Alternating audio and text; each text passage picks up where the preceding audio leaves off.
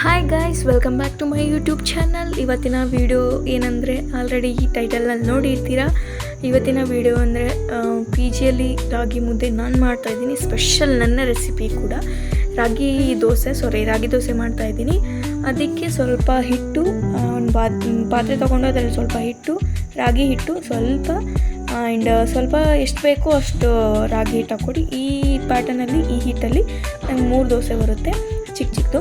And ಸ್ವಲ್ಪ cut ಮಾಡಿರೋ ಈರುಳ್ಳಿ, ಸ್ವಲ್ಪ ಗರಂ ಮಸಾಲ, ಸ್ವಲ್ಪ ಸ್ಪೈಸಸ್, ಇನ್ನೊಂಚೂರು ಸ್ಪೈಸಸ್ ಹಾಕ್ಕೊಂಡು ಸ್ವಲ್ಪ ನೀರು ಹಾಕ್ಕೊಂಡು ಚೆನ್ನಾಗಿ ಕಲಿಸ್ಕೊಳ್ಳಿ. ಆ ಸ್ಪೈಸಸ್ ಎಲ್ಲ ನನ್ನ ಮನೆಯಿಂದ ತಂದಿದ್ದು. ಆ ರೆಸಿಪಿ ಎಲ್ಲ ಕೇಳೋಕ್ಕೆ ಹೋಗಬೇಡಿ, ಮನೆಯಿಂದ ನಮ್ಮಮ್ಮ ಮಾಡಿಕೊಂಡು, ನಮ್ಮಮ್ಮ ಸೀಕ್ರೆಟ್ ರೆಸಿಪೀಸ್ ಅದು. ಸೊ ಅದಾದಮೇಲೆ ಸ್ವಲ್ಪ ಚೆನ್ನಾಗಿ ನೀರು ಹಾಕ್ಕೊಂಡು ದೋಸೆ ಅದಕ್ಕೆ ಕಲಿಸ್ಕೊಳ್ಳಿ ಹಿಟ್ಟನ್ನು. ಸ್ವಲ್ಪ ಉಪ್ಪನ್ನು ನಾನು ನನ್ನ ರೂಮಲ್ಲಿ ಇರೋದ ಕಾರಣ ನಾನು ಮೇಲ್ಗಡೆ ಪಿ ಜಿ ಏನಿದೆ ಮೇಲ್ಗಡೆ ಟೆರೆಸಲ್ಲಿ ಗ್ಯಾಸ್ ಸ್ಟವ್ ಇಟ್ಟಿದ್ದಾರೆ. ಸೊ ದಟ್ ಅಲ್ಲಿ ಉಪ್ಪಿತ್ತು. ಸೊ ಅದು ಉಪ್ಪು ಹಾಕ್ಕೊಂಡು ಸ್ವಲ್ಪ ಪಾತ್ರೆಯನ್ನು ಇಟ್ಕೊಂಡು ಆ ಪಾತ್ರೆಯಲ್ಲಿ ಅದು ಸ್ವಲ್ಪ ಕಾಯ್ದ ಮೇಲೆ ಒಂದು 5 ನಿಮಿಷ ವೆಯ್ಟ್ ಮಾಡಿ. ಕಾಯ್ದ ಮೇಲೆ ಸ್ವಲ್ಪ ಎಣ್ಣೆ ತುಪ್ಪ is best for metabolism. And coconut oil ಕೂಡ ವೆಯ್ಟ್ ಲಾಸ್ಗೆ ತುಂಬ ಒಳ್ಳೆಯದು. ನಾನು ಸ್ವಲ್ಪ ತುಪ್ಪ ಹಾಕ್ಕೊಂಡು ಅದಕ್ಕೆ ನಂತರ ಸ್ವಲ್ಪ ಅದು ಮೆಲ್ಟ್ ಆಗೋ ಗಂಟ ಸುಮ್ಮನೆ ಇದ್ದು ಅಲ್ಲಿ ದೋಸೆ ಹಾಕಿದ್ದೀನಿ.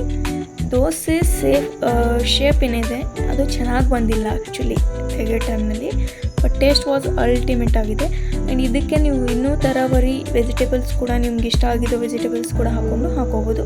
ನನಗೆ ನನ್ನ ಪಿ ಜಿಯಲ್ಲಿ ಇರೋ ಕಾರಣ ಇಲ್ಲೇನೂ ನಂಗೆ ಸಿಗಲ್ಲ.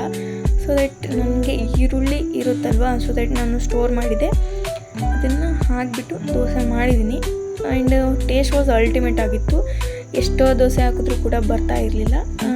ಹಾಕೋ ಟೈಮ್ನಲ್ಲಿ ಚೆನ್ನಾಗಿರ್ತಿತ್ತು, ಶೇಪ್ ಚೆನ್ನಾಗಿ ಬರ್ತಿಲ್ಲ, ಟೇಸ್ಟ್ ವಾಸ್ ಗುಡ್ ಇತ್ತು. ಆ್ಯಂಡ್ ಪಕ್ಕದಲ್ಲಿ ಹಂಚಿತ್ತು ಕೂಡ, ಅದನ್ನು ಹಾಕಬೇಕಂದ್ರೆ ಇಲ್ಲೆಲ್ಲ ಸ್ವಲ್ಪ ನಾನ್ ವೆಜಿಟೇರಿಯನ್ ಬಾಯ್ಸ್ ಎಲ್ಲ ಇದ್ದಾರೆ. ಸೊ ಅದಕ್ಕೆ ನಾನು ಯೂಸ್ ಮಾಡ್ತಾ ಇರಲಿಲ್ಲ. Thank you for watching. Share ಮಾಡಿ, ಲೈಕ್ ಮಾಡಿ, ಕಮೆಂಟ್ ಮಾಡಿ. Thank you.